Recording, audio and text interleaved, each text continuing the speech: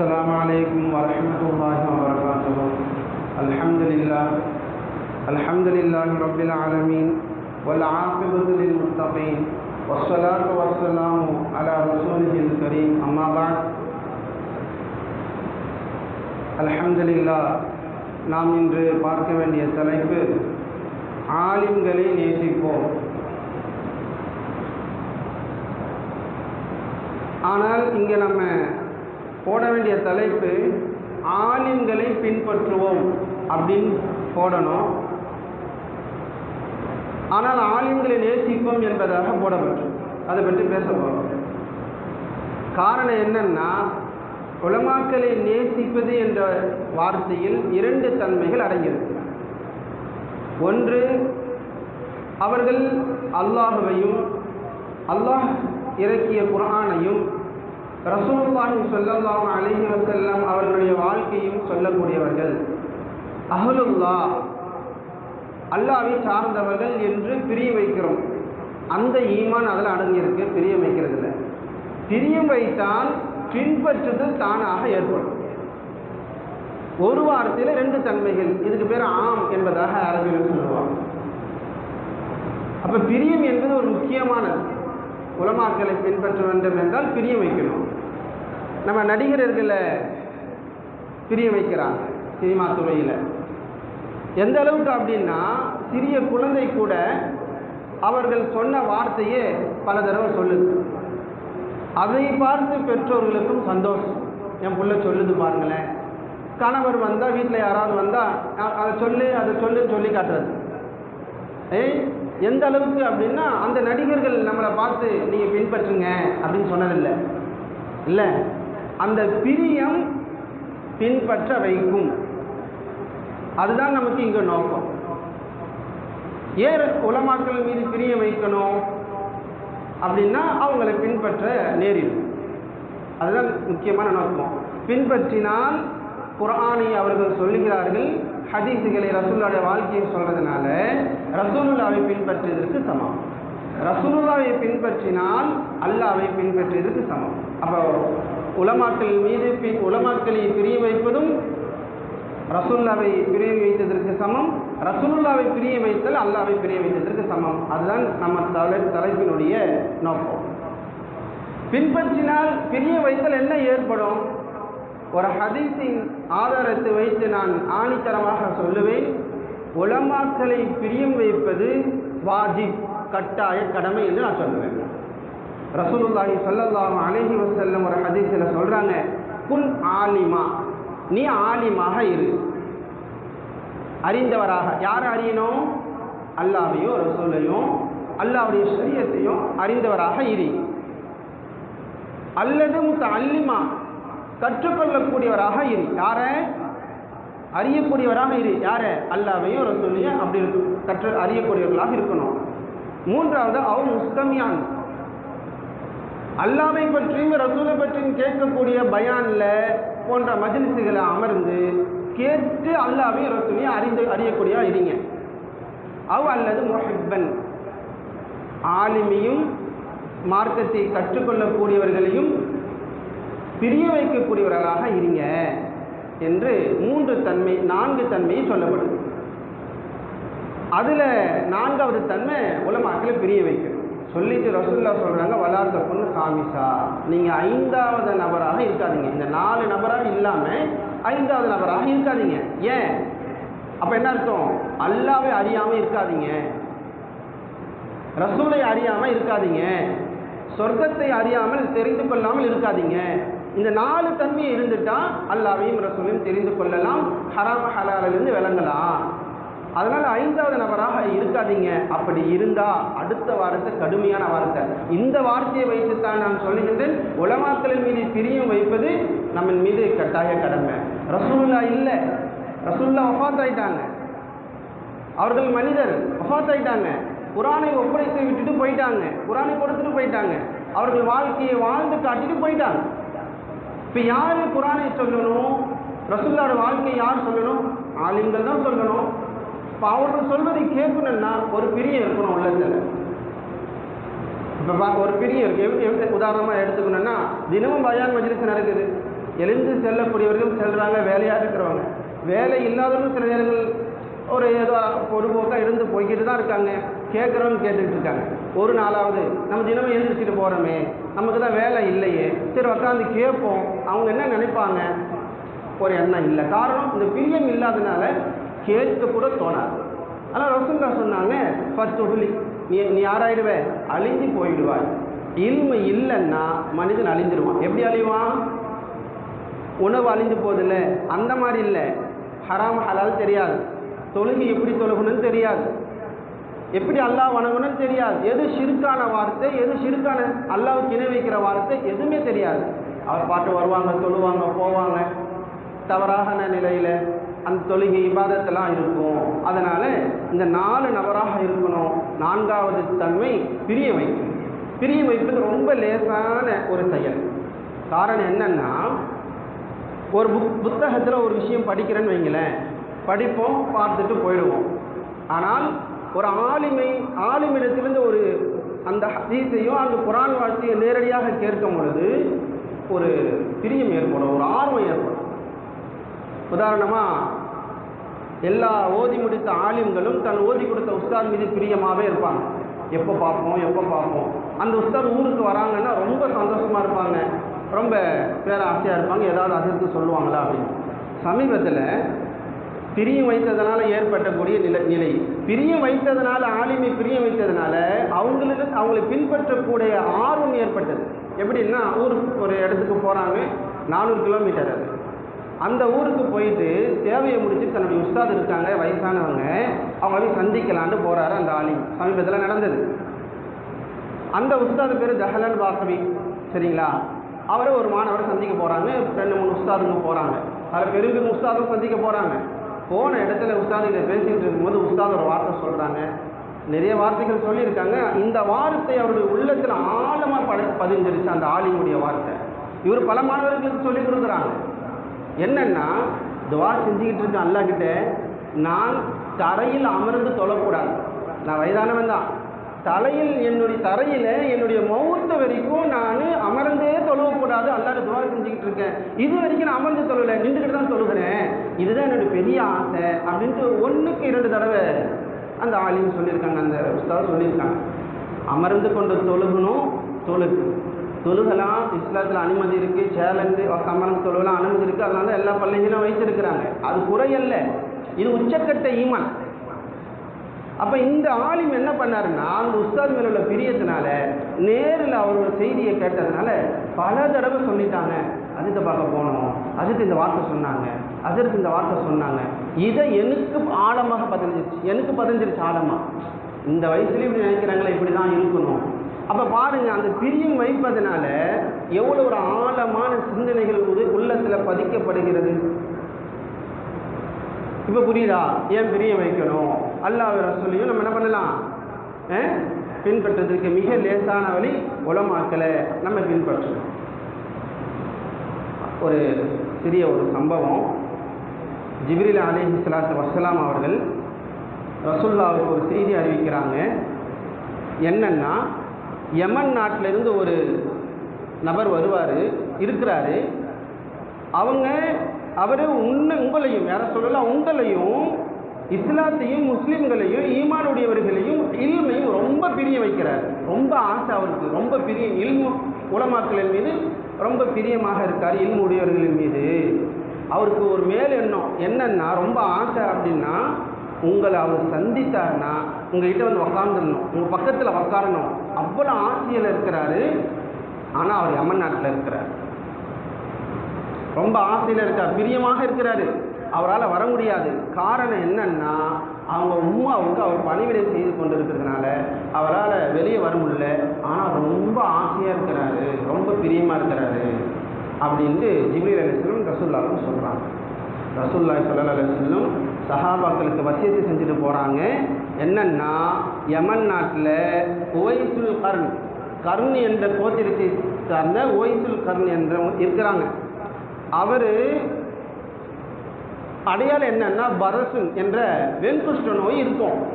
ஆனால் அவருக்கு அந்த வெண்குஷ்ட நோய் ஷிஃபாவாயிடும். அடையாளம் ஒரு நாணயம் அளவுக்கு அந்த வெண்குஷ்ட நோய் இருக்கும் அப்படின்னு சொல்கிறாங்க. அவர் யாருன்னா, அவருக்கு ஒரு தாய் இருக்கும், அந்த தாய்க்கு அவர் பணிவிடை செய்கிறார் அதிகமாக. பின்னால் நீங்கள் அவரை பார்த்தீங்கன்னா அவர்கிட்ட நீங்கள் துவா செய்யும்படி சொல்லுங்கள். என்ன துவா? பாவ மன்னிப்பேன். அவரை பார்த்தீங்கன்னா எனக்காக அல்லாஹ் துவா செய்யுங்க, என்னுடைய பாவம் அல்லாஹ் மன்னிக்கணும்னு துவா செய்யுங்க அப்படின்ட்டு சஹாபாக்களுக்கு ரசூலுல்லாஹ் சொல்லிக் கொடுக்குறாங்க. ஏன்னா லவ் அக்ஸம அலல்லாஹி லா பர்ரஹு, அவர் அல்லாஹ் மீது சத்தியம் பண்ணி துவா செய்தார்னா அல்லாஹ் அதை நீக்கிடுவான், நிறைவேற்றி கொடுப்பான். அதனால அந்த நபரை நீங்கள் பின்னால் பார்த்தா அவர்கிட்ட அல்லாஹ்கிட்ட எனக்காக மன்னிப்பு கேளுங்க அப்படின்னு கேட்டுக்கொள்ளுங்க என்று ரசூலுல்லாஹ் சொல்கிறாங்க. ரசூலுல்லாஹ் மரணத்துக்கு பிறகு உமர் ரலியல்லாஹு தஆலா அன்ஹு இந்த சஹாபி இல்லை, இவங்க தாபி. ஏன்னா ரசூலுல்லாஹ் பார்த்ததே இல்லை. ரசூலுல்லாஹ் காலத்தில் வாழ்ந்தவங்க, ரசூலுல்லாஹ் காலத்தில் வாழ்ந்து ரசூலுல்லாவை பார்த்துருக்கணும். ஒரு நிமிடமாவது ரசூலுல்லாஹ் கூட இருந்தால் தான் அவங்கள சஹாபி தோழர் என்பதாக சொல்லணும். ரசூலுல்லாஹ் காலத்தில் இருந்தாங்க, ரசூலுல்லாஹை பார்த்ததுனால இல்லை, அதனால் இவங்களை தாபி பின்பற்றக்கூடியவர் அப்படின்றத நம்ம சொல்லணும். அப்போ உமர் ரலியல்லாஹு தஆலா அன்ஹு அவரை கண்டுபிடித்து அவரிடத்துல துவா கேட்க சொல்கிறாங்க. அவங்களும் துவா கேட்குறாங்க, எழுதுகிறாங்க. ஏன் இவ்வளோ பெரிய சிறப்பு இந்த மனிதருக்கு அப்படின்னா, ரசூலுல்லாஹ் மீது பிரியம் வைத்தது மட்டும்தான். ஏன் பிரியம் வைத்தாங்க? ரசூலுல்லாஹ் குர்ஆனை சொல்கிறாங்க, சத்தியத்தை சொல்கிறாங்க, உண்மையாக வாழ்ந்து காட்டுறாங்க. இந்த செய்தியெல்லாம் அவளுக்கு தெரிஞ்சதுனால உள்ளத்தில் ஒரே ஒரு பிரியம் மட்டும்தான் இருந்தது. சொல்லப்படுது இல்லையா? என்ன சொல்லப்படுது? எல்லாம் மோதிவ திரகம், வெண்குஷ்ட நோய் ஷிஃபா ஆன ஒரு நபர். வெண்குஷ்ட நோய் வந்தால் ஷிஃபா ஆகாது, கடினமான நோய், போகவே போகாது. அந்த நோயை ஷிஃபா ஆனார் இவங்க. எந்த அளவு இருக்கும்? அடையாளம் ஒரே ஒரு திரகம், ஒரு நாணயம் அளவு தான், சிறியது அளவுக்கு இருந்தது. அப்படின்னா ஈமான் ரசூலுல்லாஹ் மீது, இல்மின் மீது, இஸ்லாத்தின் மீது பிரிய வைத்தது நிலை எந்த அளவுக்கு கொண்டு வந்திருக்கு என்பதை நம்ம சிந்திக்கணும், நல்லா யோசிக்கணும். இவ்வளோ பெரிய ஒரு நிலையா? அதனால் உலமாக்களை நாம் அதிகமாக பிரிய வைப்பதற்கு நம்ம ஆசைப்படணும், அதிகமாக கண்ணியம் கொடுப்பதற்கு நம்ம ஆசைப்படணும். ரசூலுல்லாஹி ஸல்லல்லாஹு அலைஹி வஸல்லம் அவங்க ஒரு ஹதீஸில் ஃபவல்லதி நஃப்ஸி பியதிஹி, ஹதீஸை நான் நல்லா சிந்தித்து பார்க்கணும் ஒவ்வொரு வார்த்தையும். என்னுடைய உயிர் யார் கையில் இருக்கிறதோ அவனின் அந்த அல்லாஹ் மீது சத்தியமாக சொல்கிறேன், லா யுக்மினு அஹதுக்கும், உங்கள் ஒருவர் ஈமான் கொண்டவராக ஆக முடியாது, ஹத்தா அக்கூன அஹப்ப இலைஹி, அவருக்கு நான் ரொம்ப பிரியமுடியவராக ஆகணும். யாராகணும்? ரசூலுல்லாஹ் ஆகணும், நான் ஆகணும். யாரை விட? மின் வாலிதிஹி வலதிஹி வன்னாஸ் அஜ்மஈன், தந்தை பிள்ளைகள் எல்லோரையும் விட நான் பிரிய முடியவனாக ஆகணும். அவர் உள்ளத்தில் என்னுடைய பிரியம் அதிகமாக இருந்தால் தான் அவர் ஈமானுடையவராக ஆக முடியும். ரசூலுல்லாஹ் அல்லாஹ் மீது சத்தியம் விட்டு சொல்கிறான். ரசூலுல்லாஹ் சும்மா சொன்னாவே அது உண்மையானது தானே, சத்தியம் போட்டு சொல்கிறாங்க. அப்படின்னா ஏன் ஒரு பிரியத்தை இவ்வளோ வலியுறுத்தி சொல்கிறாங்க ரசூலுல்லாஹ்? அப்படின்னா பிரியம் வந்து விட்டால் ரசூலுல்லாஹ் பின்பற்றுவார். பிரியம் வந்துட்டால் ரசூலுல்லாஹ் பின்பற்றுவோம். பின்பற்றினா என்ன ஆகும்? அல்லாஹ்வை அறியுவோம், அல்லாஹ்வை தெரிந்து கொள்ளுவோம். எல்லா விஷயங்களும் நம்மளுக்கு தெரிஞ்ச ஹராம் ஹலாலை விட்டு நம்ம என்ன ஆகலாம்? தெரிந்து கொள்வதற்கு ரொம்ப ஒரு வாய்ப்பாக இருக்கும். அதனால் ரசூலுல்லாஹி ஸல்லல்லாஹு அலைஹி வஸல்லம் அவர்களை பிரிய வைக்கணும், உலமாக்களையும் பிரிய வைப்பதற்கு நம்ம ஆசைப்படுறோம். அபூபக்கர் ரலியல்லாஹு தஆலா அன்ஹு நேற்று நம்ம பேசின பத்ர் போரில் களத்தில் இறங்கலை. அலி ரலியல்லாஹு இறங்கினாங்க, சண்டை போட்டாங்க. ஹம்ஸா ரலியல்லாஹு இறங்கினாங்க, உபைதா ரலியல்லாஹு தஆலா இந்த சஹாபாக்கள் இறங்கி போர் செய்தாங்க. களத்தில் அபூபக்கர் ரலியல்லாஹு இறங்கவே இல்லை. எங்கே இருந்தாங்க? ரசூலுல்லாஹ் கூட கூடாரத்தில் இருந்தாங்க, ரசூலுல்லாஹை கவனித்துக்கிட்டு இருந்தாங்க. எந்த அளவுக்குன்னா ரசூலுல்லாஹ் அழுந்து துஆ கேட்கும் பொழுது அந்த ரசூலுல்லாஹுடைய மேலே தோளில் விழுந்துடும், அதை சரி செய்கிறாங்க. அந்த அளவுக்கு ரசூலுல்லாஹை கவனித்துக்கிட்டு இருந்தாங்க. ஆனால் பத்ர் சஹாபாக்கள்ல அபூபக்கர் ரலியல்லாஹு தஆலா கட்டுப்பட்டவங்க தானே, போரே செய்யலனாலும் அந்த சட்டத்தில் கட்டுப்பட்டுவாங்க. பத்ர் சஹாபாக்களுடைய எண்ணிக்கையில் கட்டுப்பட்டவங்க. போர் செய்யலையே, போர் களத்துக்கு வரலையே அப்படின்னா போர் களத்தில் இருப்பதை விட பிரியும் மிக முக்கியமானது என்றதெல்லாம் அபூபக்கர் அங்கே இருந்தாங்க ரலியல்லாஹு அன்ஹு. ஏன் இதெல்லாம் பின்பற்றுதல் ஏற்படும்? 4 விஷயங்கள் நம்ம தெரிந்து கொள்ளலாம். அப்போ உலமாக்களை நம்ம பிரிய வைப்பதற்கு ஏராளமான செய்திகளை நாம் எடுத்து உதாரணமாக சொல்லலாம். ரசூலுல்லாஹி ஸல்லல்லாஹு அலைஹி வஸல்லம் அவர்களிடத்தில் அல்லாஹ் ஒரு செய்தியை சொல்கிறான். அவர்கள் முக்மினின் மீது அல்லாஹ் உபகாரம் செஞ்சிருக்கிறான். மிகப்பெரிய உபகாரம் முக்மின் மீது அல்லாஹ் செய்திருக்கிறான். ஏன் அப்படின்னா அல்லாஹ் அந்த முக்மினின் மீது ரசூலை அனுப்பி அந்த ரசூல் ஸல்லல்லாஹு அலைஹி வஸல்லம் அவங்க யத்லு அலைஹிம் ஆயாத்திஹி அல்லாஹ்வுடைய ஆயத்தை ஓதி காட்டுறாங்க.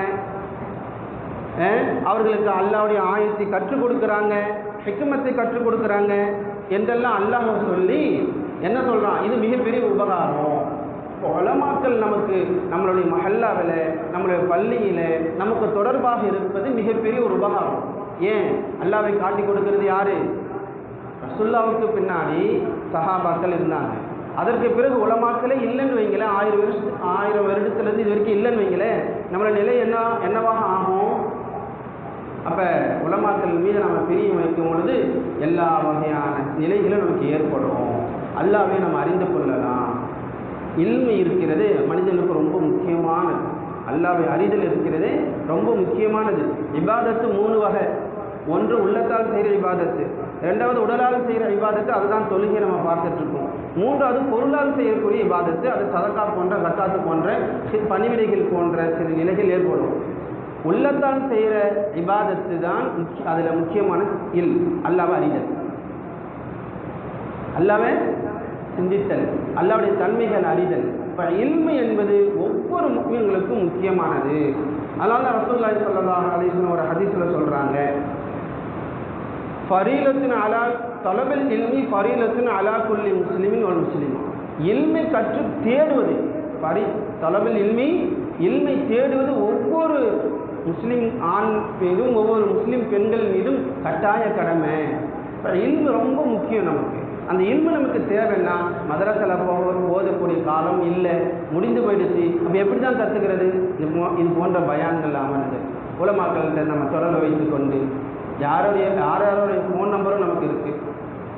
நிறைய பணக்காரர்களுடைய குடும்பங்கள் இருக்குது. நம்ம பார்த்துருப்போம் சென்னை போன்ற இடங்களில் ஃபேமிலி அட்வைசர் யார்? ஆலி. எத்தனையோ பெரும் பெரும் செல்வந்தர்களுக்கு ஃபேமிலி அட்வைசருக்கு உலமாக்கள் இருக்காங்க. எதை செய்தாலும் அதில் இதை செய்ய போகிற துவா செய்யுங்க, முடிஞ்ச காலில் வந்து ஒரு துவா செஞ்சுட்டு போங்களேன். சிறிய சிறிய விஷயங்கள்லாம் கேட்டு கேட்டு கேட்டு கேட்டு அமல் செய்வாங்க. அல்லாஹ் அக்பர். சமீபத்தில் ஞாபகத்தில் வருது சொன்னேன், சமீபத்தில் ஒரு அத்தர் கடிக்கு போயிட்டு வந்தப்ப மருகம் நபரல்லாஹ் மரத்ததோ அப்துல் ரஹ்மான் அஜரத் அவர்களை நினைவு கூர்ந்தார் ஒருத்தர். அப்போ சொன்னாங்க, அஜரத்து போயிட்டாங்க, நாங்கள்லாம் இன்னும் கூட தத்தளிச்சிட்டு இருக்கோம், எங்களுக்கு ஒரு வழிகாட்ட ஆள் இல்லை. அஜரத் வீட்டில் வந்து ஒரு பிரச்சனை, சரிம்மா துவா செய்கிறேன் அப்படி தான் சொல்லுவாங்க. பார்த்தா மறுநாள் நாள் வீட்டுக்கு வந்துடுவாங்க. என்ன சொன்னீங்க? வந்து துவா செய்து இருந்து ஒரு ஆறுதல் கொடுத்துட்டு ஆறுதல் சொல்லிட்டு போவாங்க. அதற்கு பிறகு எங்களுக்கு யாருமே இப்போ இல்லை, ரொம்ப சிரமமாக இருக்குது. அப்போ பெரும் பெரும் செல்வந்தர்கள்லாம் தனக்கு அட்வைசராக யாரை வைத்துப்பாங்க? உலமாக்களை வைத்துப்பாங்க. நல்ல வழியை காட்டுவாங்க. செல்வந்தர் மட்டுமல்ல, எல்லா அரசர்களுடைய வரலாற்றையும் நாம் எடுத்து பார்த்தா அரச சபையில் ஒரு ஆலிம் இருப்பார். எத்தனையோ உலமாக்கள் அரசர்கள் சொன்னதுனால பல கிதாபுகள் எழுதியிருக்காங்க. அதான் உண்மை. ஏதாவது ஒரு மார்க்க விஷயம் வந்து அரச சபையில் ஆலிம் இருப்பார். அந்த ஆலிம் தான் அட்வைசரை வச்சுருப்பாங்க. அவரை கேட்டு தான் முடிவு செய்வார் அந்த அரசர்கள். இப்போ நம்ம இடத்துல ஃப்ளம்மர் அவருடைய ஃபோன் நம்பர் இருக்குது, டாக்டருடைய ஃபோன் நம்பர் இருக்கும், யாரோடைய ஃபோன் நம்பரை வச்சுக்கிட்டு இருப்போம். ஃபேமிலிக்குன்னு ஒரு எலக்ட்ரிஷியன் வச்சுருப்போம், ஃபேமிலிக்குன்னு ஒரு டாக்டர் வச்சுக்கிட்டு இருப்போம் இல்லையா? நம்ம ஃபேமிலிக்கு நல்லது கெட்டது சொல்கிறதுக்கு துவா செய்கிறதுக்கு யாராவது ஒரு ஆலிமுடைய நம்பரை வச்சுருக்கிறோமா? ஒரு தமிழ்நாட்டில் எவ்வளோ ஆலிம்கள் இருக்காங்க, இவங்கள தான் நீங்கள் வைத்து கொள்ளுங்க அப்படின்றது நம்ம குறிப்பாக சொல்ல வரல. இருந்தாலும் யாராவது ஒருத்தர் ஃபோன் நம்பரை வச்சுருக்கிறோமா? மார்க்கம் படிக்கிறதுக்கும் வாய்ப்பில்லை, கிதாபில் படிப்பதற்கும் நேரம் இல்லை. லேசான ஒரு வழி பிரிய வைத்தால் போதும் 4 விஷயங்கள் நமக்கு வந்து சேரும் என்பதில் எந்த ஒரு சந்தேகமும் கிடையாது. அடுத்து அன்சலின் நாக மனாசிலும் ரசூல்லா சொல்கிறான், அவர்களுடைய அந்தஸ்துக்கு தோதுவா அவர்களுக்கு அந்தஸ்து கொடுக்கணும். உலமாக்களுக்கு நாம் அந்தஸ்து கொடுக்கணும், கண்ணியம் கொடுக்கணும், மரியாதை கொடுக்கணும். முக்கியமாக உலமாக்கள் குடும்பத்தினர்கள் ரொம்ப கவனமாக இருக்கணும். ஆமாம், வீட்டில் எப்படியோ இருக்கலாம், வேற விஷயம். வீட்லேயும் தாம் புள்ளதான் என்று ரொம்ப கண்ணியம் கொடுக்குது, அது தக்குவாவுடைய உச்சகட்டம். வீட்டில் உலமாக்களுடைய குடும்பத்தார்கள் எப்படி இருக்கலாம், ஆனால் வெளியே ரொம்ப கவனமாக இருக்கணும், ரொம்ப கவனமாக இருக்கணும். ரசூல்லா சொன்னாங்க, அவர்களுடைய அந்தஸ்து அவர்களுக்கு கொடுங்க. வெளி இடத்துல பேர் சொல்லி கூப்பிட்றதுல இருந்து, அஜத்தை எவா அப்படின்னு கூப்பிட்றதுல இருந்து, அதை எடு இது எடு, இதெல்லாம் சொல்லும் பொழுது நமக்கு இல்மை தெரிந்து கொள்ள, அல்லாஹ்வை தெரிந்து கொள்ள வாய்ப்பே கிடைக்கும். கண்ணியமான வார்த்தையில் முடிந்த அளவுக்கு உலமாக்களுக்கு அதிகமாக சலாம் சொல்ல பழகுங்க. நம்ம சலாமுடைய தலைப்பை பேசும்போது சலாம் ஒரு துவா என்று சொன்னோம். சலாம் ஒரு துவா இல்லையா?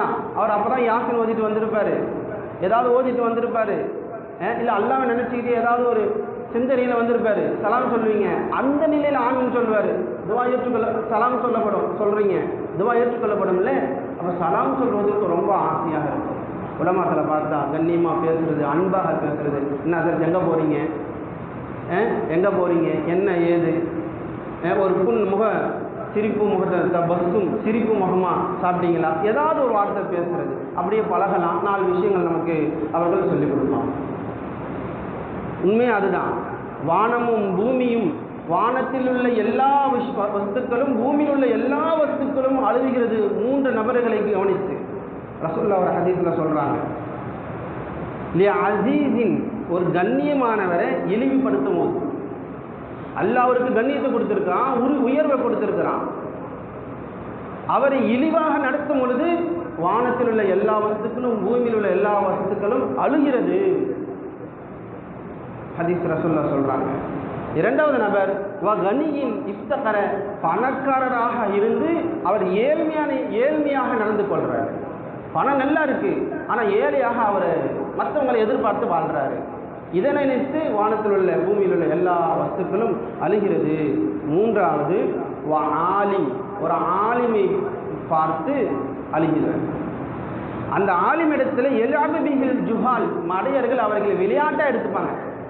அஜத்தா அவர் சொல்லுவார், அவர் அப்படி தான் ஏதாவது ஒன்று சும்மா விளையாட்டாக சொல்லி உலமாக்களை விளையாட்டாக எடுத்துக்கிறது. இவர்களை பார்த்து வானம் அழுகிறது, பூமி அழுகிறது என்று ரசூலுல்லாஹி ஸல்லல்லாஹு அலைஹி வஸல்லம் மறுபடியும் ஹதீஸில் சொல்லி காட்டுறாங்க.